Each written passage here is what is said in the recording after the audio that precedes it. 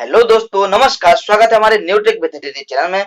आज अपन बात करेंगे विजन आईएएस टेस्ट सीरीज 12 का। ये दोस्तों फोर्थ पार्ट है और ये दोस्तों हमारा फुल टेस्ट चल रहा है दोस्तों, जिसका दोस्तों ये लास्ट पार्ट है। और इसमें भी दोस्तों अपन हर क्वेश्चन को पूरे डिटेल के साथ देखेंगे, ताकि दोस्तों एक क्वेश्चन से कम 5 क्वेश्चन आप खुद बना सकें। और दोस्तों बीच बीच में अपन ट्रिक्स भी देखेंगे, ताकि जो क्वेश्चन आप पढ़ें वो आपको ज्यादा दिन तक याद हो जाए और आप वीडियो के बीच में किसी भी तरह से बोर ना हो। और दोस्तों कृपया वीडियो को अंत तक जरूर देखें, ताकि जो ट्रिक्स बताए जाए वो आपको मिल सके। तो चलिए दोस्तों आज की वीडियो स्टार्ट करते हैं बिना किसी देरी के। क्वेश्चन नंबर 76 है कि प्राचीन भारतीय दर्शन के संदर्भ में निम्नलिखित कथनों पर विचार कीजिए। पहला दिया है अजीवक और अज्ञान संप्रदाय दोनों श्रवण परंपरा के संप्रदाय थे। दूसरा दिया है अजीवक नास्तिक संप्रदाय था, जो जैन और बौद्ध धर्म के विपरीत कर्म के सिद्धांत में विश्वास करता था। और तीसरा है कि अज्ञान संप्रदाय का मत था कि मोक्ष प्राप्त करने के लिए प्रकृति के संबंध में ज्ञान व्यर्थ है। उपरोक्त कथनों में से कौन से सही है?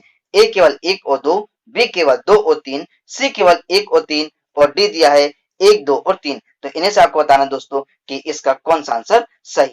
तो अब अपन देखें दोस्तों, जो प्राचीन भारतीय दर्शन है दोस्तों, इसके संदर्भ में अपन को बताना है। तो दोस्तों इसमें जो आ रहा है कि अजीवक और अज्ञान संप्रदाय जो है दोनों श्रमण शब्द के संप्रदाय थे। तो ये वाला दोस्तों बिल्कुल सही हो जाएगा। और दोस्तों ऐसा शब्द आ रहा है श्रमण। तो दोस्तों श्रमण क्या कहलाता है? श्रमण शब्द का अभिप्राय होता है दोस्तों तप करने वाले और वैराग्य धारण करने वाले जो व्यक्ति होते हैं दोस्तों, उनको बोलते हैं अपन श्रमण। यानी कि दोस्तों जो भ्रमण करते हैं उन्हीं को बोलते हैं अपन श्रमण।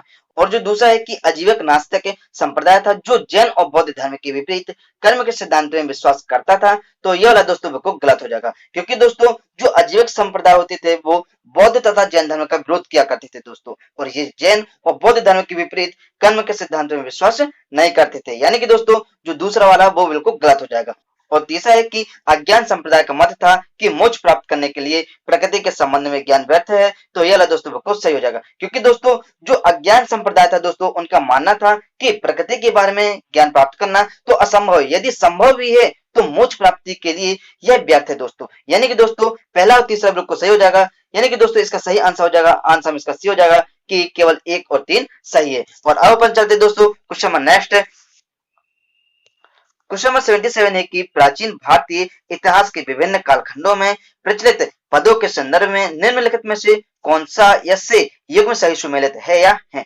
एक तरफ दिया दोस्तों शब्द और दूसरी तरफ दिया है अर्थ या कार्य। तो पहला दिया दोस्तों जो संधि विग्रह है उसका अर्थ या कार्य है युद्ध और शांति से संबंधित मंत्री दोस्तों। दूसरा है कि प्राग विभाग, तो इसका दोस्तों अर्थ या इसका कार्य है मुख्य अभिलेखपाल और सचिव। और तीसरा दिया है महाज पटलिक, इसका दोस्तों कार्य अर्थ है कि मुख्य कर संग्रह करता। नीचे दिए गए कोड का प्रयोग कर सही उत्तर चुनिए। ए दिया है केवल 1, बी केवल 1 और 3, सी केवल 2 और 3, डी दिया है 1, 2 और 3। तो इन्हें से आपको बताना है दोस्तों कि इसका कौन सा आंसर सही है। अपन को बताना है जो प्राचीन काल में दोस्तों प्रचलित पद थे दोस्तों, उसके संदर्भ में अपन को बताना है। तो इसमें दोस्तों पहला दिया है कि संधि विग्रह के जो कार्य होता था इसका या इसका अर्थ होता था वो होता था युद्ध और शांति से संबंधित मंत्री दोस्तों। तो यह दोस्तों बिल्कुल सही हो जाएगा। और दोस्तों इन सभी को अपन ट्रिक से ही पढ़ेंगे। दूसरा दिया है कि प्राग विभाग का जो अर्थ होता था वो मुख्य अभिलेखपाल और सचिव होता था। तो यह वाला दोस्तों बिल्कुल गलत हो जाएगा, क्योंकि दोस्तों इसका जो मतलब होता था, इसका मतलब होता था कि एक मुख्य न्यायाधीश और विधिक सलाहकार के रूप में कार्य करना दोस्तों, ना कि दोस्तों अभिलेखपाल और सचिव के रूप में कार्य करना। और दोस्तों जो इसमें तीसरा दिया है कि महाज पटले के जो है इसका कार्य होता था मुख्य कर संग्रह करता है दोस्तों। तो यह वाला दोस्तों बिल्कुल गलत हो जाएगा, क्योंकि दोस्तों महाज पटलक जो था उसका कार्य होता था कि मुख्य अभिलेखपाल और सचिव का कार्य करना दोस्तों। यानी कि दोस्तों इसका ये वाला बिल्कुल सही हो जाएगा। यानी कि दोस्तों इसका सही आंसर तो हो जाएगा, आंसर इसका ए बस हो जाएगा कि केवल 1 सही है। और अब अपन देखिए दोस्तों कि इन सभी को अपन ट्रिक से कैसे पढ़ेंगे। देखिए दोस्तों पहला दिया है संधि विग्रह, यानी कि दोस्तों संधि विग्रह करना। तो दोस्तों संधि विग्रह कैसे होती है? जब दोस्तों युद्ध होती है और उसमें दोस्तों शांति अपन को स्थापित करनी है, तभी दोस्तों संधि अपन को करनी पड़ती है, ताकि अपन संधि कर ले दोस्तों तो युद्ध जो है वो शांत हो जाए दोस्तों। यानी कि युद्ध शांति हो जाएगा। यानी कि दोस्तों संधि अपन कब करेंगे? ताकि युद्ध शांत हो जाए दोस्तों। यानी कि युद्ध और शांति से संबंधित मंत्री है।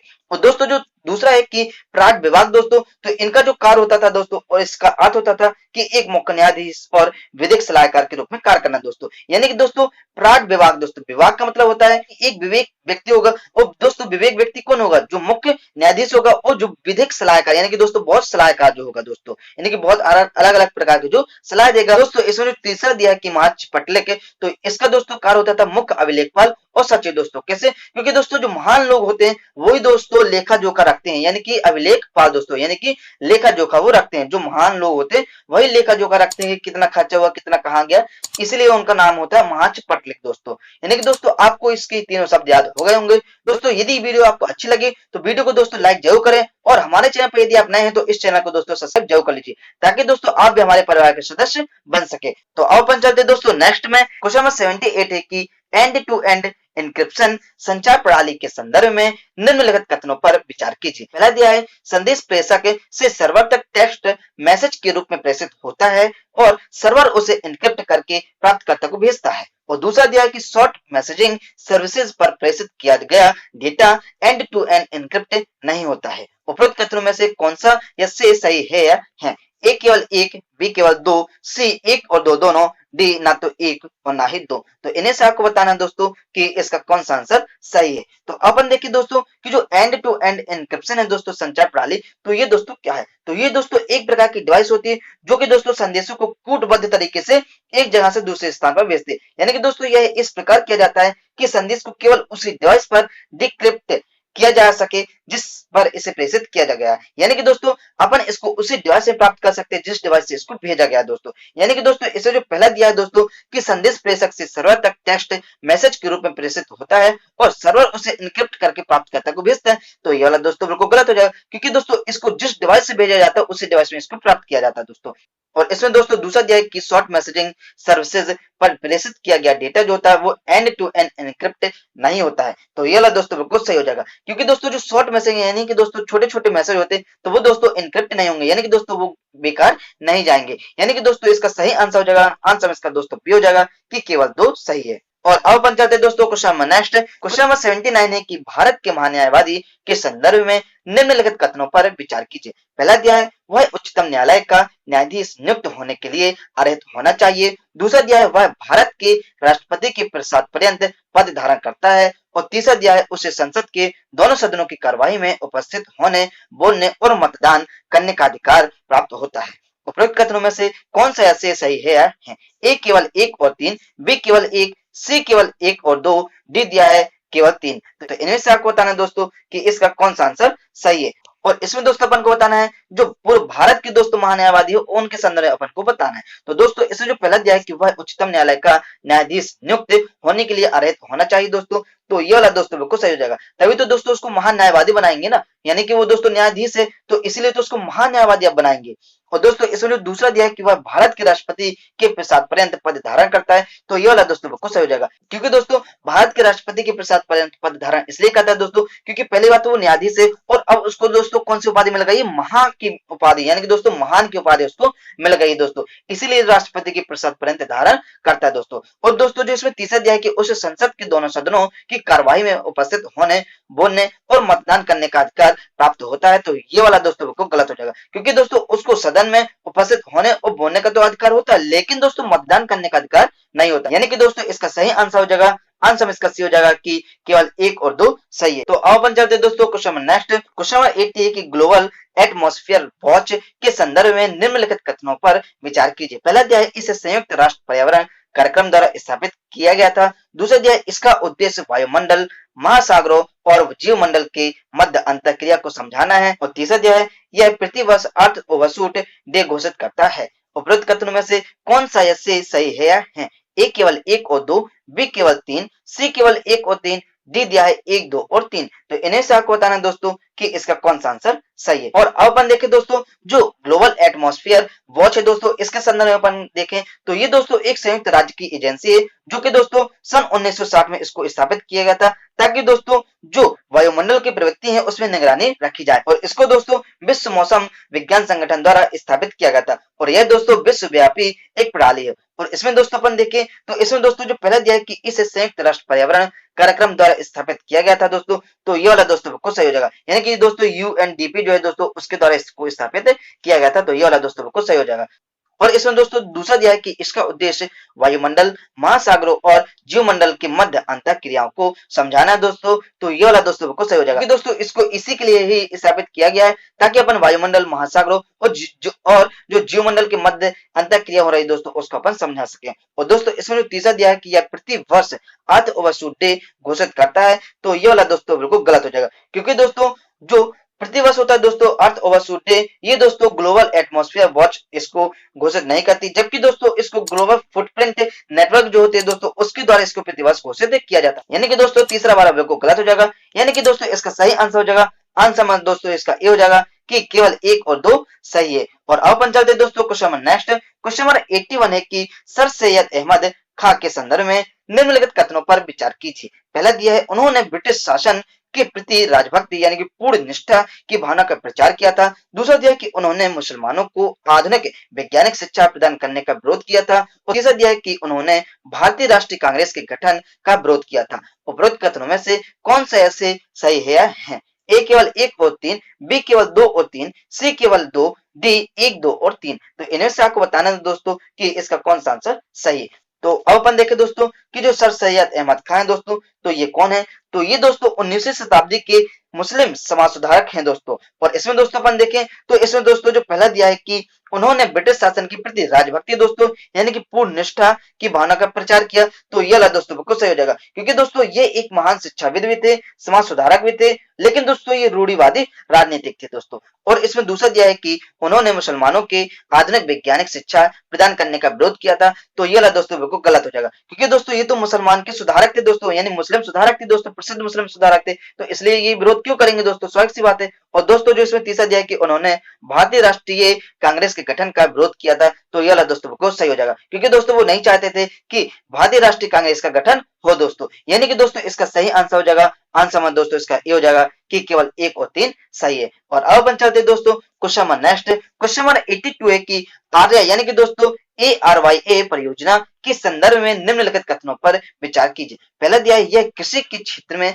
अनुसंधान कर रहे युवाओं को छात्रवृत्ति प्रदान करता है। और दूसरा दिया है कि इसके तहत लाभार्थियों में कम से कम 1/3 महिलाएं होना अनिवार्य है। और तीसरा दिया है कि यह प्रत्येक राज्य के कम से कम एक जिले में कृषि विज्ञान केंद्रों द्वारा कार्यान्वित किया जाता है। उपरोक्त कथनों में से कौन सा ऐसे सही है? ए केवल 1 और 2, बी केवल 2 और 3, सी केवल 3 और डी दिया है 1, 2 और 3। तो इनमें से आपको बताना है दोस्तों कि इसका कौन सा आंसर सही है।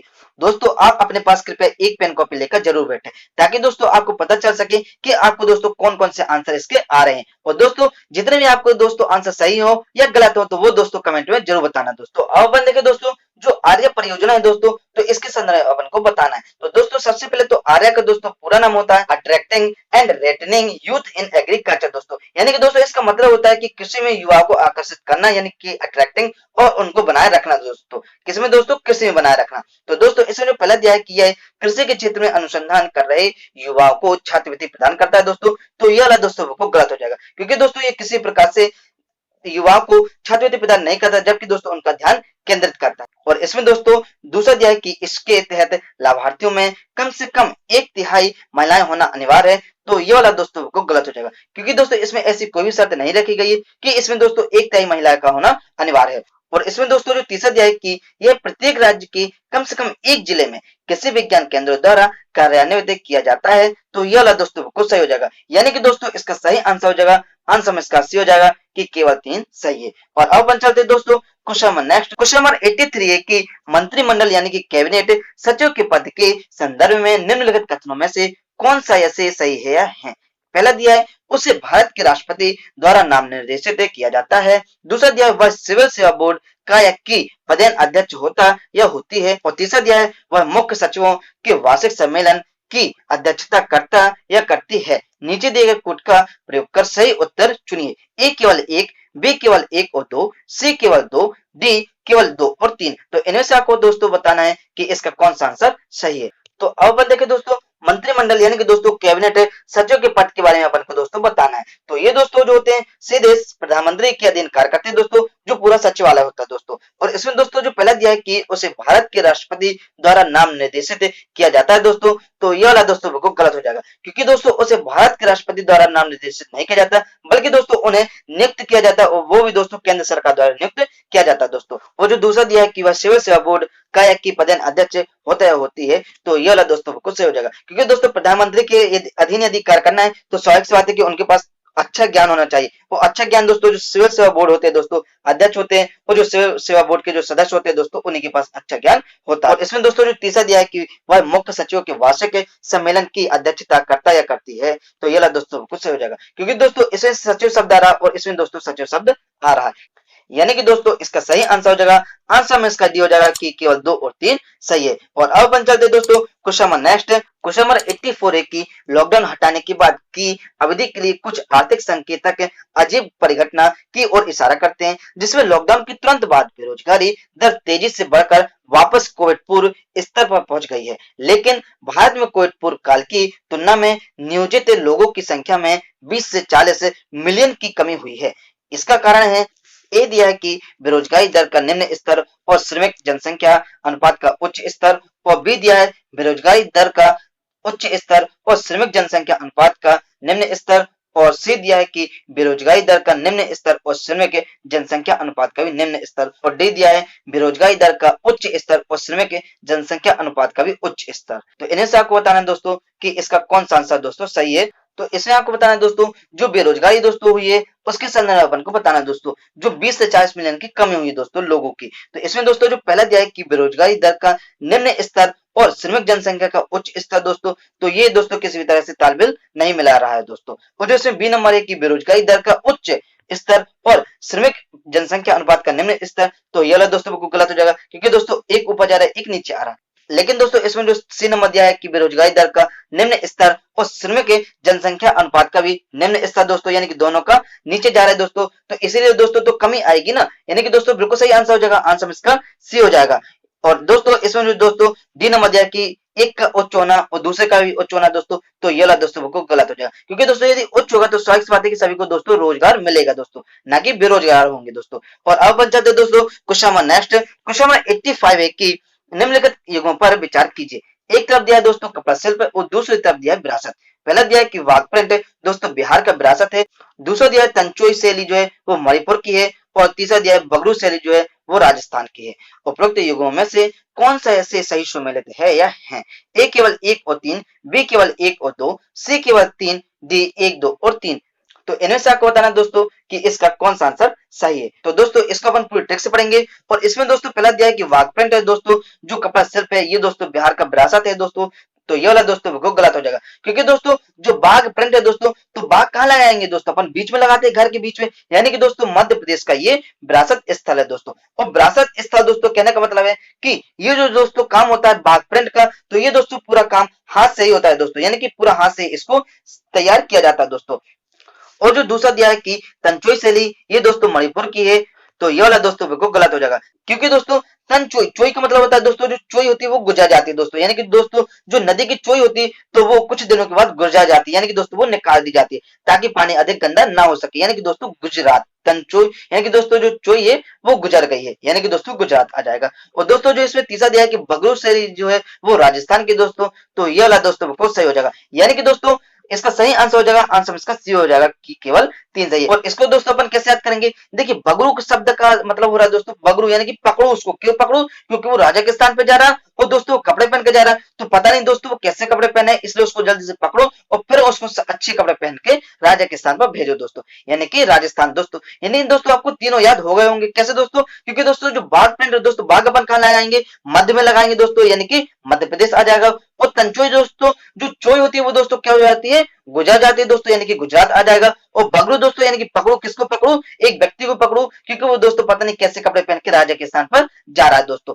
यदि आपको ट्रिक अच्छी लग रही हो तो दोस्तों इस वीडियो को लाइक जरूर करें, और दोस्तों आपको किसी भी टॉपिक से संबंधित आपको ट्रिक चाहिए तो आप कमेंट जरूर करिए, तो उस टॉपिक पे दोस्तों मैं वीडियो जरूर बनाऊंगा। और अब बन जाते दोस्तों question number next, question number 86 है कि तूतुकुड़ी को भारत के द्वितीय प्रक्षेपण स्थल के रूप में चुने जाने का या के निम्नलिखित में से कौन सा यसे कारण है या है। पहला दिया है इसकी भौगोलिक स्थिति सीधे प्रक्षेप पथ से विचलन से बचने में सहायता करेगी। दूसरा दिया है कि यह प्रथम प्रक्षेपण स्थल की तुलना में पृथ्वी की भूमध्य रेखा के अधिक निकट है। और तीसरा दिया है यह महत्वपूर्ण अंतरिक्ष अवसंरचना के अधिक निकट स्थित है। ये नीचे दिए गए कोड का प्रयोग कर सही उत्तर चुनिए। ए केवल 1, बी केवल 1 और 2, सी केवल 2 और 3, डी दिया है 1, 2 और 3। तो इन्हें से आपको बताना है दोस्तों कि इसका कौन सा आंसर सही है। तो अब अपन देखें दोस्तों, जो तुतुकुड़ी है दोस्तों ये क्या है, तो ये दोस्तों भारत का द्वितीय रॉकेट प्रक्षेपण स्थल है, जो कि दोस्तों तमिलनाडु राज्य के तुतुकुड़ी जिले में ही स्थित है। और इसको दोस्तों पहले तुतिकोरिन के नाम से जाना जाता था। और इसमें दोस्तों जो पहला दिया है कि इसकी भौगोलिक अवस्थिति सीधे प्रक्षेपण से विचलन से बचने में सहायता करेगी दोस्तों। तो ये वाला दोस्तों को सही हो जाएगा। और इसमें दोस्तों जो दूसरा दिया है कि यह प्रथम प्रक्षेपण स्थल दोस्तों जो कि आंध्र प्रदेश में था दोस्तों, उसकी तुलना में पृथ्वी की भूमध्य रेखा के अधिक के निकट स्थित है दोस्तों। तो ये वाला दोस्तों को सही हो जाएगा, इसीलिए दोस्तों इसमें अपन विचलन से बच सकते हैं दोस्तों। और इसमें दोस्तों तीसरा दिया है कि यह है महत्वपूर्ण अंतरिक्ष अवसंरचना के अधिक निकट स्थित है दोस्तों। तो ये वाला दोस्तों को सही हो जाएगा, यानी कि दोस्तों इसका सही आंसर हो जाएगा, आंसर में इसका दोस्तों डी हो जाएगा कि 1, 2 और 3 सही है। और इसको दोस्तों तुतुकुड़ी में इसलिए भी स्थापित किया गया है दोस्तों, ताकि यदि प्रक्षेपण जो है वो यदि असफल हो जाता है तो उसका दोस्तों जो मलबा होता है दोस्तों वो बंगाल की खाड़ी में गिरे दोस्तों, ना कि कहीं और गिरे। इससे दोस्तों होगा क्या कि इससे दोस्तों जन और धन की दोस्तों दोनों को क्षति नहीं होगी। और अब अपन चलते दोस्तों question number next. Question number 87 है कि स्थायी लोक अदालतों के संदर्भ में निम्नलिखित कथनों पर विचार कीजिए। पहला दिया है कि केवल ऐसा व्यक्ति जो जिला न्यायाधीश है या रहा है स्थायी लोक अदालत का अध्यक्ष बन सकता है। और दूसरा दिया है कि स्थायी लोक अदालतों को विधिक सेवा प्राधिकरण अधिनियम 1987 के अंतर्गत वैधानिक दर्जा प्रदान किया गया है। उपरोक्त कथनों में से कौन सा ऐसे सही है? ए केवल 1, बी केवल 2, सी 1 को 2 दोनों, डी ना तो 1 और ना ही 2। तो इन्हें से आपको बताना दोस्तों कि इसका कौन सा आंसर सही है। अब बनने के दोस्तों जो स्थायी लोक अदालत है दोस्तों, तो ये क्या है? इसका दोस्तों मुख्य उद्देश्य होता है कि आधारभूत स्तर पर मध्यस्थता के माध्यम से विवादों का समाधान करना और गांधीवादी सिद्धांतों का पालन करना दोस्तों।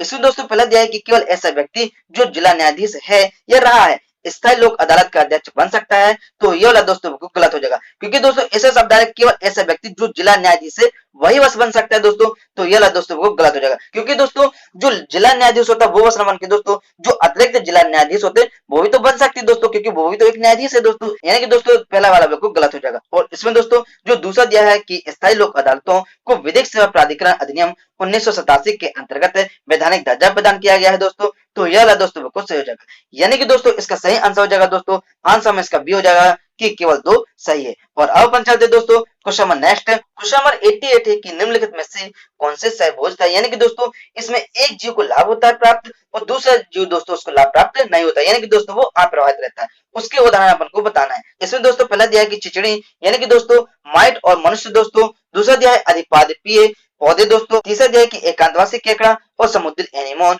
और चौथा दिया है कि पशु और सफेद बगुला। नीचे दिया है कूट का प्रयोग कर सही उत्तर चुनिए। ए केवल 1, 2 और 3, बी केवल 3 और 4, सी केवल 1, 2 और 4 और डी दिया है 1, 2, 3 और 4। तो इन्हें से आपको बताना है दोस्तों कि इसका कौन सा आंसर सही है। तो अब अपन देखें दोस्तों सहभोजता का मतलब होता है दोस्तों कि एक जीव को इसमें लाभ प्राप्त होता है और दूसरा जीव दोस्तों अप्रभावित होता है दोस्तों। और इसमें दोस्तों जो पहला दिया है कि चिचड़ी यानी कि माइट और मनुष्य दोस्तों सहभोजता के उदाहरण है। तो ये वाला दोस्तों बिल्कुल सही हो जाएगा, क्योंकि दोस्तों ये संभवतः सर्वश्रेष्ठ सहभोजी होते हैं और ये दोस्तों इतने छोटे होते हैं और दोस्तों हजारों में इनकी प्रजातियां पाई जाती है। और इसमें दोस्तों मनुष्य भी शामिल हो जाता है। और इसमें दोस्तों ये इतने छोटे होते हैं कि इनका दोस्तों कोई प्रभाव नहीं पड़ता, यानी कि दोस्तों इसका जो होता है लाभ एक दूसरे उठाते रहते हैं दोस्तों, यानी कि एक उठाएगा तो दूसरे को दोस्तों उसका लाभ नहीं मिल पाएगा। और इसमें दोस्तों जो दूसरा दिया है कि अधिपादपीय पौधे दोस्तों, तो यह वाला दोस्तों बिल्कुल सही हो जाएगा, क्योंकि दोस्तों अधिपादपीय पौधे भी ऐसे होते हैं जिसमें दोस्तों एक पौधे को तो लाभ प्राप्त हो जाता है लेकिन दोस्तों दूसरे को लाभ प्राप्त नहीं होता। और इसमें दोस्तों जो तीसरा दिया है कि एकांतवासी केकड़ा और समुद्री एनीमोन, तो यह वाला दोस्तों बिल्कुल सही हो जाएगा, क्योंकि दोस्तों इसलिए इसमें शब्द भी है मौन और एकांतवास दोस्तों, क्योंकि दोस्तों वो एकांतवास इसलिए कर रहा है क्योंकि दोस्तों उसको लाभ प्राप्त हो रहा है एक दूसरे से और वो भी दोस्तों मौन भी रह रहा है। और दोस्तों इसमें चौथा दिया है कि पशु और सफेद बगुला दोस्तों, तो ये वाला दोस्तों बिल्कुल सही हो जाएगा, क्योंकि दोस्तों ये जो पशु द्वारा घास चरते समय घास में हलचल होने के कारण बाहर आने वाले कीटों को खाते हैं और इससे दोस्तों जो पशु होते हैं वो अप्रभावित रहते हैं जबकि पक्षियों को भोजन प्राप्त हो जाता है दोस्तों। यानी कि दोस्तों इसका सही आंसर हो जाएगा, आंसर में इसका डी हो जाएगा कि 1, 2, 3 और 4 सही है। और अब अपन चलते हैं दोस्तों question number next. Question number 89 है कि निम्नलिखित कथनों पर विचार कीजिए। पहला दिया है कि भारत में सार्वजनिक ऋण में केवल सरकार की बाजार उधारी सम्मिलित है, और दूसरा दिया है कि वर्तमान में भारत में सार्वजनिक ऋण का प्रबंधन जो है वित्त मंत्रालय के अधीन सार्वजनिक ऋण प्रबंधन एजेंसी द्वारा किया जाता है। उपरोक्त कथनों में से कौन सा या से सही है? ए केवल एक, बी केवल दो, सी एक और दो दोनों, डी ना तो एक और ना ही दो। तो इन्हें से आपको बताना है दोस्तों कि इसका कौन सा आंसर सही है। तो अब अपन देखिए दोस्तों कि इसे अपन को बताना है सार्वजनिक ऋण के बारे में दोस्तों। तो इसमें दोस्तों जो पहला दिया है कि भारत में सार्वजनिक ऋण में केवल सरकार की बाजार उधारियां सम्मिलित है, तो यह वाला दोस्तों बिल्कुल गलत हो जाएगा, क्योंकि दोस्तों सरकार की बाजार उधारियां सम्मिलित नहीं है, जबकि दोस्तों आंतरिक और बाह्य जो है दोस्तों ऋण वो केवल सम्मिलित है दोस्तों, ना कि बाजार उधारी सम्मिलित है। और दोस्तों जो दूसरा दिया है कि वर्तमान है भारत में सार्वजनिक ऋण का प्रबंधन वित्त मंत्रालय के अधीन सार्वजनिक ऋण प्रबंधन एजेंसी द्वारा किया जाता है, तो यह वाला दोस्तों बिल्कुल गलत हो जाएगा, क्योंकि दोस्तों इसको वित्त मंत्रालय के अधीन नहीं है दोस्तों, जबकि ये जो आरबीआई है दोस्तों भारतीय रिजर्व बैंक उसके अधीन कार्य करता है दोस्तों। यानी कि दोस्तों इसका सही आंसर हो जाएगा, आंसर में इसका दोस्तों डी हो जाएगा कि ना तो एक सही है और ना ही दो सही है। और अब अपन चलते दोस्तों question number next. Question number 90 है कि हाल ही में सुर्खी में रहा मेडिकेंस शब्द संदर्भित करता है। ए दिया है भूमध्य सागर में आए चक्रवात को, बी दिया है चंद्रमा की रंग और प्रतीति में होने वाले अल्पकालिक परिवर्तन को, और सी दिया है गन्ने के आनुवंशिक रूप से संशोधित एक किस्म को जिसका मधुमेह रोगियों द्वारा उपभोग किया जा सकता है, और डी दिया है कि कोविड टीकाकरण कार्यक्रम पर दृष्टि रखने हेतु भारत सरकार के एक ऐप को। तो इन्हें से आपको बताना है दोस्तों कि जो मेडिकेंस है दोस्तों, तो ये किसको दोस्तों संदर्भित करता है। तो अब देखिए दोस्तों जो मेडिकेंस है तो ये क्या है दोस्तों, तो ये दोस्तों भूमध्य सागर के ऊपर बनने वाले उष्णकटिबंधीय तूफानी यानी कि दोस्तों चक्रवात को संदर्भित करते हैं दोस्तों। यानी कि दोस्तों इसका सही आंसर हो जाएगा, आंसर में दोस्तों इसका ये हो जाएगा कि भूमध्य सागर में आए चक्रवात को संदर्भित करता है। और अब अपन चलते हैं दोस्तों question number next. Question number 91 है कि हाल ही में सुर्खियों में रहा ब्रेथ प्रिंट शब्द जो है वो संबंधित है। ए दिया है कि कोविड-19 का पता लगाने की एक पद्धति से, बी दिया है रक्त में अल्कोहल का स्तर ज्ञात करने के एक उपकरण से, सी दिया है अल्सर उत्पन्न करने वाले गैस्ट्रिक रोगजनक का पता लगाने की एक विधि से, और डी दिया है प्रदूषण का स्तर नियंत्रित करने वाले एक उपकरण से। तो इन्हें से आपको बताना दोस्तों कि इसका कौन सा आंसर सही है। तो अपन देखिए दोस्तों जो ब्रेथ प्रिंट है दोस्तों, तो ये क्या है दोस्तों, तो ये दोस्तों जो मानव के द्वारा दोस्तों जो सांस होते हैं उसमें दोस्तों जो भारी जल होता है उसका पता लगाने के लिए दोस्तों ये एक पद्धति है, और ये दोस्तों अल्सर उत्पन्न करने वाले गैस्ट्रिक रोगजनक का पता लगाने की एक विधि है। यानी कि दोस्तों इसका सही आंसर हो जाएगा, आंसर में इसका दोस्तों सी हो जाएगा। और इस रोग का दोस्तों यदि सही टाइम से उपचार नहीं किया जाएगा दोस्तों, तो ये दोस्तों गंभीर भी हो सकता है दोस्तों। और अब अपन चाहते हैं दोस्तों क्वेश्चन नंबर नेक्स्ट है।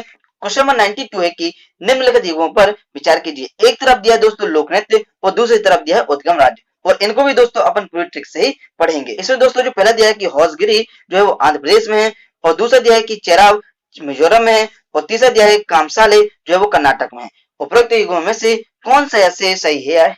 ए केवल दो, बी केवल एक और तीन, सी केवल दो और तीन, डी दिया है एक, दो और तीन। तो इन्हें से आपको बताना दोस्तों कि इसका कौन सा आंसर सही है। इसमें दोस्तों जो पहला दिया है कि हौजगिरी आंध्र प्रदेश से है, तो ये वाला दोस्तों बिल्कुल गलत हो जाएगा, क्योंकि दोस्तों ये आंध्र प्रदेश ना होके ये दोस्तों त्रिपुरा का एक लोक नृत्य है। और इसमें दोस्तों जो महिलाएं होती हैं और जो युवा लड़कियां होती हैं दोस्तों उसका एक समूह बनाया जाता है, और समूह में दोस्तों 4 से 6 सदस्य होते हैं दोस्तों। और इसमें दोस्तों जो लड़के होती हैं और जो महिलाएं होती हैं वो अपने सिर पर दोस्तों घड़ा रखती हैं, और दोस्तों दोनों हाथों में दिया लेकर संतुलन का डांस करती है दोस्तों, यानी कि नृत्य गान करती है। और दोस्तों जो दूसरा दिया है कि चेराव जो है दोस्तों वो मिजोरम से संबंधित है दोस्तों, तो यह बात दोस्तों बिल्कुल सही हो जाएगा, क्योंकि दोस्तों जो चेराव है वो दोस्तों मिजोरम का एक पारंपरिक नृत्य दोस्तों, और इसमें दोस्तों 8 पुरुष होते हैं दोस्तों जो दोस्तों नृत्य के रूप में काम करते हैं। और दोस्तों ये एक बांस होते हैं दोस्तों इसमें कई सारे, जिसको दोस्तों क्षैतिज या इसमें क्रॉस करके रखा जाता है, जिसमें दोस्तों बांसों को यहाँ वहां किया जाता है, और इसमें दोस्तों जो पुरुष होते हैं वो एक स्थान से दूसरे स्थान जाते हैं दोस्तों, और इसी प्रकार दोस्तों इसको डांस किया जाता है। और तीसरा जो दिया है दोस्तों कामसाले जो है वो कर्नाटक की है दोस्तों, तो यह ला दोस्तों बिल्कुल सही हो जाएगा, क्योंकि दोस्तों इसमें होता क्या है, इसमें दोस्तों एक जो नर्तक होता है वो आक्रामक और रक्षात्मक युद्धाभ्यास की पूरी श्रृंखला को प्रदर्शित करता है दोस्तों। और ये दोस्तों अपन देखें तो ये दोस्तों कन्नड़ भाषाई क्षेत्र है वहां पे दोस्तों पाया जाता है, और ये दोस्तों जो कामसाले है ये दोस्तों एक वाद्य यंत्र होता है, उसके नाम पर इसको रखा गया है। यानी कि दोस्तों इसका सही आंसर हो जाएगा, आंसर में दोस्तों इसका सी हो जाएगा कि केवल 2 और 3 सही है। अपन देखें दोस्तों कि इसको अपन ट्रिक से कैसे याद रखेंगे दोस्तों। तो दोस्तों जो पहला दिया है हौजगिरी दोस्तों, तो हौजगिरी यानी दोस्तों कहाँ गिरी, तो वो दोस्तों त्रिपुरा में गिरी दोस्तों, यानी कि त्रिपुरा आ जाएगा दोस्तों। तो जो हौज है दोस्तों वो कहाँ गिरी, तो वो दोस्तों त्रिपुरा में गिरी दोस्तों। और जो दूसरा है चेराव दोस्तों, तो ये मिजोरम है दोस्तों। कैसे दोस्तों, क्योंकि दोस्तों जब अपन किसी को चिढ़ाते हैं दोस्तों, यानी कि चिढ़ाते हैं दोस्तों, तो अपन को क्या होता है अंदर से मजा आता है दोस्तों, यानी कि मिजोरम। क्यों दोस्तों, क्योंकि अपन दूसरों को चिढ़ा रहे हैं, इसलिए दोस्तों अपन को अंदर से मजा आ रहा है, यानी कि अपन दूसरों को चिढ़ा रहे हैं, यानी कि चिढ़ाव दोस्तों। और इसमें दोस्तों जो तीसरा है तो ये दोस्तों कामसाले दोस्तों, ये कर्नाटक का है दोस्तों। कैसे दोस्तों? क्योंकि दोस्तों यदि अपन इसको अलग अलग पढ़ें दोस्तों तो एक आ रहा है दोस्तों काम और दूसरी तरफ आ रहा है दोस्तों साले, यानी कि दोस्तों जीजा साले वाले जो है दोस्तों वो। तो दोस्तों इसमें हो क्या रहा है, तो इसमें दोस्तों जो साले साहब है वो दोस्तों काम करने से इसमें नाटक कर रहे हैं दोस्तों, यानी कि जो साले होते हैं ना दोस्तों वो बहुत ज्यादा काम करने से नाटक करते हैं, यानी कि कर्नाटक दोस्तों। दोस्तों यदि आपको ये ट्रिक अच्छी लगी हो तो इस वीडियो को दोस्तों लाइक जरूर करें, और हमारे चैनल पर यदि आप नए हैं तो चैनल को दोस्तों सब्सक्राइब जरूर कर लें, ताकि आप भी हमारे परिवार के सदस्य बन सके। तो चलिए दोस्तों अब अपन चलते हैं दोस्तों क्वेश्चन नंबर नेक्स्ट है। क्वेश्चन नंबर 93 है कि राज्यसभा के मनोनीत सदस्यों के संदर्भ में निम्नलिखित कथनों पर विचार कीजिए। पहला दिया है कि मनोनीत सदस्य भारत के राष्ट्रपति और उपराष्ट्रपति के निर्वाचन में मतदान कर सकते हैं। दूसरा दिया है मनोनीत सदस्य बिना किसी अनर्हता के 6 माह के भीतर किसी राजनीतिक दल में सम्मिलित हो सकते हैं। और तीसरा दिया है कि संसद के दोनों सदनों के मनोनीत सदस्य जो होते हैं वो राष्ट्रपति के महाभियोग में भाग लेते हैं। उपरोक्त कथनों में से कौन से सही हैं? ए केवल 1 और 3, बी केवल 2 और 3, सी केवल 1 और 2, डी दिया है 1, 2 और 3। तो इन्हें से आपको बताना है दोस्तों कि इसका कौन सा आंसर सही है। तो अपन देखें दोस्तों जो राज्यसभा के मनोनीत सदस्य हैं दोस्तों इसके बारे में किस अनुच्छेद में कहा गया है, तो इनके बारे में दोस्तों अनुच्छेद 80 में कहा गया है कि राष्ट्रपति द्वारा 12 सदस्यों को राज्यसभा के मनोनीत सदस्य के रूप में नामित किया जा सकता है दोस्तों। और वो भी दोस्तों उन्हीं को नामित करेंगे जिन्हें दोस्तों साहित्य, विज्ञान, कला और समाज सेवा जैसे विषयों के संबंध में विशेष ज्ञान हो या व्यवहारिक ज्ञान उनको प्राप्त हो दोस्तों। और इसमें दोस्तों जो पहला दिया है कि मनोनीत सदस्य जो होते हैं भारत के राष्ट्रपति और उपराष्ट्रपति के निर्वाचन में मतदान कर सकते हैं, तो यह लाभ दोस्तों बिल्कुल गलत हो जाएगा, क्योंकि दोस्तों वो मनोनीत सदस्य यानी कि उनके मन से गए दोस्तों, तो स्वाभाविक सी बात है कि वो तो दोस्तों निर्वाचन में भाग नहीं लेंगे दोस्तों, यानी कि दोस्तों पहला वाला तो बिल्कुल गलत हो जाएगा। और दोस्तों इसमें जो दूसरा दिया है कि मनोनीत सदस्य जो होते हैं बिना किसी अर्हता के 6 माह के भीतर किसी राजनीतिक दल में सम्मिलित हो सकते हैं, तो यह लाभ दोस्तों बिल्कुल सही हो जाएगा। और दोस्तों जो तीसरा दिया है कि संसद के दोनों सदनों के मनोनीत सदस्य राष्ट्रपति के महाभियोग में भाग लेते हैं दोस्तों, तो यह लाभ दोस्तों बिल्कुल सही हो जाएगा। यानी कि दोस्तों कोई व्यक्ति यदि अपन ने उसका भला कर दिया दोस्तों, यानी कि राष्ट्रपति ने उनको मनोनीत कर दिया, तो वो दोस्तों उनकी टांग काटने के लिए बहुत आगे, यानी कि दोस्तों महाभियोग में भाग ले सकते, लेकिन दोस्तों उनको आगे बढ़ने के लिए वो आगे नहीं आएंगे, यानी कि दोस्तों निर्वाचन होगा तो उसमें दोस्तों वो मतदान नहीं कर सकते। यानी कि दोस्तों इस जमाने में कोई भलाई करने का जमाना नहीं रह गया है।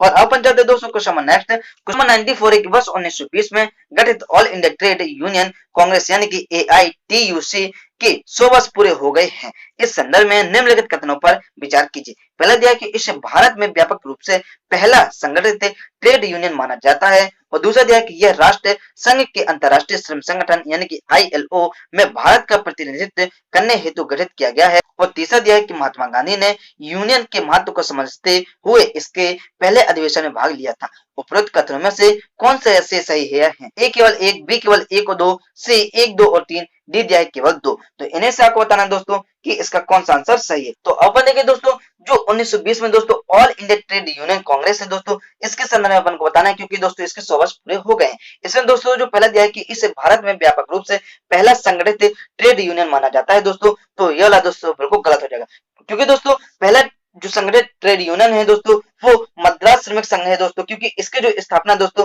वो 1918 में इसको गठित किया गया था दोस्तों। और इसमें दोस्तों जो दूसरा दिया है कि यह राष्ट्र संघ के अंतर्राष्ट्रीय श्रम संगठन यानी कि ILO में भारत का प्रतिनिधित्व करने हेतु गठित किया गया था, तो यह ला दोस्तों बिल्कुल सही हो जाएगा। और इसमें दोस्तों जो तीसरा है कि महात्मा गांधी ने यूनियन के महत्व को समझते हुए इसके पहले अधिवेशन में भाग लिया था दोस्तों, तो यह ला दोस्तों बिल्कुल गलत हो जाएगा, क्योंकि दोस्तों महात्मा गांधी ने all India trade union Congress में भाग बिल्कुल नहीं लिया था, और जबकि दोस्तों उन्होंने इसका विरोध किया था, और दोस्तों उनको इसमें संदेह भी था, क्योंकि दोस्तों ये जो था जल्दबाजी में लिया गया एक अपरिपक्व निर्णय था दोस्तों। यानी कि दोस्तों इसका सही आंसर हो जाएगा, आंसर में इसका डी हो जाएगा कि केवल 2 सही है। और अब अपन चलते हैं दोस्तों question number next. Question number 95 है कि निम्नलिखित कथनों पर विचार कीजिए।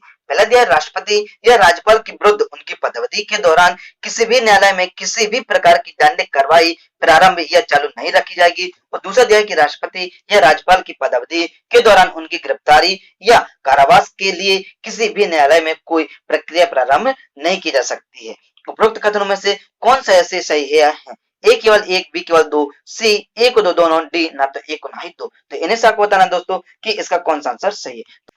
तो अब अपन देखें दोस्तों जो भारतीय संविधान का दोस्तों अनुच्छेद 14 है उसके अंतर्गत कहा गया है कि किसी व्यक्ति को विधि के समक्ष समता या विधियों के समान संरक्षण से वंचित नहीं किया जा सकता है। हालांकि दोस्तों इसमें कुछ अपवाद भी, जैसे कि दोस्तों पहला अध्याय की राष्ट्रपति या राज्यपाल के विरुद्ध उनकी पदावधि के दौरान किसी भी न्यायालय में किसी भी प्रकार की दंड की कार्रवाई प्रारंभ या चालू नहीं रखी जाएगी। तो ये वाला दोस्तों बिल्कुल सही हो जाएगा। दूसरा अध्याय की राष्ट्रपति या राज्यपाल की पदावधि के दौरान उसकी गिरफ्तारी या कारावास के लिए किसी भी न्यायालय से कोई प्रक्रिया प्रारंभ नहीं की जा सकती है। तो ये वाला दोस्तों बिल्कुल सही हो जाएगा, क्योंकि दोस्तों कुछ जो अपवाद है वो दोस्तों यही है, यानी कि दोस्तों इसका सही आंसर हो जाएगा, आंसर में इसका सी हो जाएगा कि 1 और 2 दोनों सही है दोस्तों। और अब अपन चलते हैं दोस्तों question number next. Question number 96 है कि निम्नलिखित कथनों पर विचार कीजिए। पहला अध्याय संविधान में कहीं भी मंत्रिमंडल शब्द का उल्लेख नहीं किया गया है। दूसरा अध्याय केंद्रीय मंत्रिमंडल केंद्र सरकार का सर्वोच्च कार्यकारी प्राधिकरण है। और तीसरा अध्याय केंद्रीय मंत्रिमंडल के निर्णय जो है मंत्रिपरिषद के लिए बाध्यकारी हैं।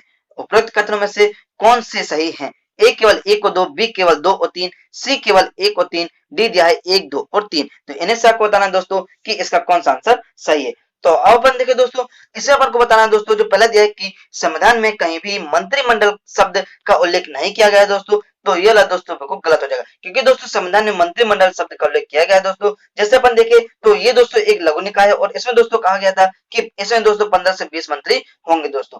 और जैसे कि दोस्तों अपन देखें तो मंत्री दोस्तों कौन कौन होंगे, जैसे दोस्तों गृह मंत्री हो गए, रक्षा मंत्री हो गए और विदेश मंत्री हो गए। ऐसे दोस्तों बहुत से इसमें मंत्री शामिल होंगे, यानी कि दोस्तों पहला वाला बिल्कुल गलत हो जाएगा। और दोस्तों दूसरा अध्याय की केंद्रीय मंत्रिमंडल केंद्र सरकार का सर्वोच्च कार्यकारी प्राधिकरण होता है दोस्तों। तो ये वाला दोस्तों बिल्कुल सही हो जाएगा। और दोस्तों जो तीसरा अध्याय की केंद्रीय मंत्रिमंडल के निर्णय मंत्रिपरिषद के लिए बाध्यकारी होते हैं दोस्तों। तो ये वाला दोस्तों बिल्कुल सही हो जाएगा, क्योंकि दोस्तों जो मंत्रिमंडल होता है दोस्तों वो एक निकाय के रूप में कार्य करता है और ये दोस्तों सरकारी कार्यों से संबंधित विचार विमर्श करने और निर्णय लेने के लिए प्रायः एक बैठक भी करती है दोस्तों। और इसीलिए दोस्तों इनके जो निर्णय होते हैं वो दोस्तों बाध्यकारी होते हैं, यानी कि दोस्तों इसका सही आंसर हो जाएगा, आंसर में इसका बी हो जाएगा कि केवल 2 और 3 सही है। और अब अपन चलते दोस्तों question number next. Question number 97 है कि एम्ब्रियो ट्विनिंग के संदर्भ में निम्नलिखित कथनों पर विचार कीजिए। पहला अध्याय ये कोरकपुटी अवस्था में एक भ्रूण को कृत्रिम सूक्ष्म शल्यचिकित्सीय ट्विनिंग के माध्यम से जुड़ाव बनाने को संदर्भित करता है। और दूसरा अध्याय की एम्ब्रियो ट्विनिंग सफल अंतर रोपण की संभावना को बढ़ाता है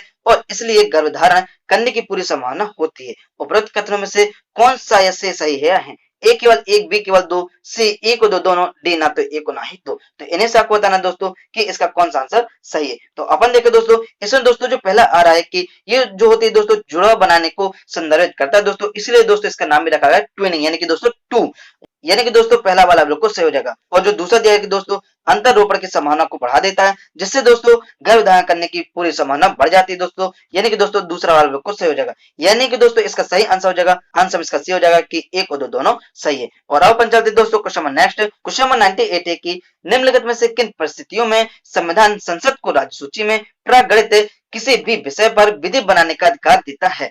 पहला दिया है जब राष्ट्रीय आपात की उद्घोषणा प्रवर्तन में हो, और दूसरा दिया है जब राज्य में राष्ट्रपति शासन लगा हुआ हो, तीसरा दिया है अंतर्राष्ट्रीय संधियों, समझौतों और अभिसमयों को कार्यान्वित करने हेतु, और चौथा दिया है कि जब किसी राज्य का विधानमंडल संसद से राज्य सूची में सम्मिलित किसी विषय पर विधि बनाने का अनुरोध करते हुए प्रस्ताव पारित कर दे। नीचे दिए गए कोड का प्रयोग कर सही उत्तर चुनिए। ए केवल 1, 2 और 3, बी केवल 1, 3 और 4, सी केवल 2 और 4, डी दिया है 1, 2, 3 और 4। तो इन्हें से आपको बताना है दोस्तों कि इसका कौन सा आंसर सही है। तो इसे दोस्तों अपन को बताना है कि दोस्तों जो संघ होता है दोस्तों वो भी राज्य सूची में दोस्तों विषय बना सकता है दोस्तों, यानी कि अपने विषय वो रख सकता है दोस्तों। इसमें दोस्तों जो पहला दिया है कि जब राष्ट्रीय आपात की उद्घोषणा परिवर्तन में हो, तो ये वाला दोस्तों बिल्कुल सही हो जाएगा। और दोस्तों जो दूसरा दिया है जब राज्य में राष्ट्रपति शासन लगा हुआ हो, तो ये वाला दोस्तों बिल्कुल सही हो जाएगा। और दोस्तों जो तीसरा दिया है कि अंतर्राष्ट्रीय संधियों, समझौतों या अभिसमयों को कार्यान्वित करने हेतु दोस्तों, तो ये वाला दोस्तों बिल्कुल सही हो जाएगा। और जो चौथा दिया है कि जब किसी राज्य का विधानमंडल संसद से राज्य सूची में सम्मिलित किसी विषय पर विधि बनाने का अनुरोध करते हुए प्रस्ताव पारित कर दे, तो ये वाला दोस्तों बिल्कुल गलत हो जाएगा। क्योंकि दोस्तों जब किसी राज्य, यानी कि दोस्तों एक राज्य की बात हो रही है, तो दोस्तों एक राज्य ना करके दोस्तों इसमें यदि 2 या 2 से अधिक राज्य होंगे दोस्तों, तब ही ये प्रस्ताव पारित होगा दोस्तों, और तभी राज्य सूची पर विषय बनेगा दोस्तों। यानी कि दोस्तों इसका सही आंसर हो जाएगा, आंसर में दोस्तों इसका ए हो जाएगा कि केवल 1, 2 और 3 सही है। और अब अपन चलते हैं दोस्तों question number next. Question number 99 है कि महात्मा गांधी राष्ट्रीय ग्रामीण रोजगार गारंटी अधिनियम 2005 यानी कि मनरेगा से संबंधित निम्नलिखित कथनों पर विचार कीजिए। पहला दिया है यह है ऐसे प्रत्येक परिवार को जिनके वयस्क सदस्य स्वैच्छिक रूप से अकुशल श्रम कार्य करना चाहते हैं, उन्हें एक वित्तीय वर्ष में कम से कम 100 दिनों का गारंटीकृत मजदूरी रोजगार प्रदान करता है। दूसरा दिया है इस अधिनियम के अंतर्गत रोजगार आवेदक के निवास स्थल से 15 किलोमीटर के भीतर प्रदान किया जाना होता है। और जो तीसरा है दोस्तों कि इस अधिनियम के अनुसार यदि आवेदन करने के 15 दिनों के भीतर रोजगार नहीं दिया जाता है तो आवेदक रोजगारी भत्ते के हकदार हैं। उपरोक्त कथनों में से कौन सा ऐसे सही है या है? ए केवल 2, बी केवल 1 और 2, सी 1, 2 और 3, डी दिया है केवल 1 और 3। तो इन्हें से आपको बताना है दोस्तों कि इसका कौन सा आंसर सही है। तो अपन देखें दोस्तों, महात्मा गांधी राष्ट्रीय ग्रामीण रोजगार गारंटी अधिनियम 2005 यानी कि दोस्तों जो मनरेगा है, तो ये क्या है दोस्तों? तो इसको दोस्तों सितंबर 2005 में दोस्तों इसको पारित किया गया था और इसका दोस्तों उद्देश्य था कि काम करने के अधिकार को गारंटी प्रदान करना। और इसमें दोस्तों जो पहला दिया है कि यह ऐसे प्रत्येक परिवार को जिनके वयस्क सदस्य स्वैच्छिक रूप से अकुशल श्रम कार्य करना चाहते हैं, उन्हें एक वित्तीय वर्ष में कम से कम 100 दिनों का गारंटीकृत मजदूरी रोजगार प्रदान करता है दोस्तों। तो यह वाला दोस्तों बिल्कुल सही हो जाएगा। और इसमें दूसरा दिया है कि इस अधिनियम के अंतर्गत रोजगार आवेदक के निवास स्थल से 15 किलोमीटर के भीतर प्रदान किया जाना चाहिए। तो यह वाला दोस्तों बिल्कुल गलत हो जाएगा, क्योंकि दोस्तों इसमें 15 न हो के दोस्तों इसमें 5 किलोमीटर बस है दोस्तों। और इसमें दोस्तों जो तीसरा है कि इस अधिनियम के अनुसार यदि आवेदन करने के 15 दिनों के भीतर रोजगार नहीं दिया जाता है तो आवेदक बेरोजगारी भत्ते के हकदार होते हैं। तो यह वाला दोस्तों बिल्कुल सही हो जाएगा, यानी कि दोस्तों इसका सही आंसर हो जाएगा, आंसर में इसका दोस्तों डी हो जाएगा कि केवल 1 और 3 सही है। और अब अपन चलते हैं दोस्तों, इस वीडियो का लास्ट क्वेश्चन है, क्वेश्चन नंबर 100 है कि काजीरंगा राष्ट्रीय उद्यान के संदर्भ में निम्नलिखित कथनों पर विचार कीजिए। पहला दिया है कि ब्रह्मपुत्र नदी इसकी दक्षिणी और दिहांग नदी इसकी उत्तरी सीमा बनाती है। दूसरा दिया है कि इसमें जंगली भैंसें की सबसे बड़ी आबादी पाई जाती है। और तीसरा दिया है भारत का एकमात्र सुनहरा बाघ यहाँ रहता है। उपरोक्त कथनों में से कौन सा ऐसे सही नहीं है? इसमें बताना है दोस्तों कि कौन सा सही नहीं है। तो दोस्तों इसमें ए नंबर दिया है कि केवल 1, बी केवल 2 और 3, सी दिया है केवल 1 और 2, डी दिया है 1, 2 और 3। तो इन्हें से आपको बताना है दोस्तों कि इसका कौन सा आंसर सही नहीं है दोस्तों।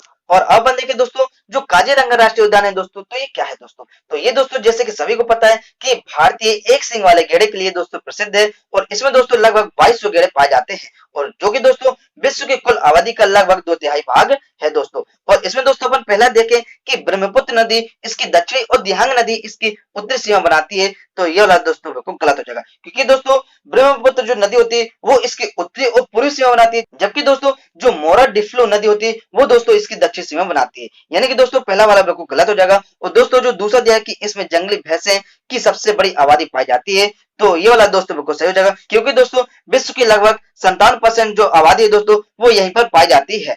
और दोस्तों इसमें जो तीसरा दिया है कि भारत का एकमात्र सुनहरा बाघ यहाँ रहता है, तो ये वाला दोस्तों बिल्कुल सही हो जाएगा, क्योंकि दोस्तों सुनहरा बाघ दोस्तों यानी कहने का मतलब है जिसका नाम है दोस्तों काजी 106F दोस्तों, वो दोस्तों यहीं पर ही पाया जाता है। यानी कि दोस्तों इसका सही आंसर तो हो जाएगा दोस्तों, आंसर में दोस्तों इसका ये हो जाएगा, क्योंकि दोस्तों इसे बताना है कौन सा सही नहीं है। तो दोस्तों इसका जो पहला नंबर है ये बिल्कुल सही नहीं है। दोस्तों यदि ये वीडियो आपको अच्छी लगी हो तो इस वीडियो को लाइक करें, अपने दोस्तों के साथ शेयर करें और हमारे चैनल पर यदि आप नए हैं तो इस चैनल को सब्सक्राइब जरूर कर लीजिए, ताकि दोस्तों आप भी हमारे परिवार के सदस्य बन सके। और दोस्तों प्रेस बेल आइकन बटन को जरूर दबाएं ताकि आपको हर वीडियो के नोटिफिकेशन मिलते रहे। तो चलिए दोस्तों अब अपन मिलते हैं नेक्स्ट वीडियो में, जब तक के लिए जय हिंद जय भारत, अपना ध्यान रखिए, घर पर रहिए और सुरक्षित रहिए।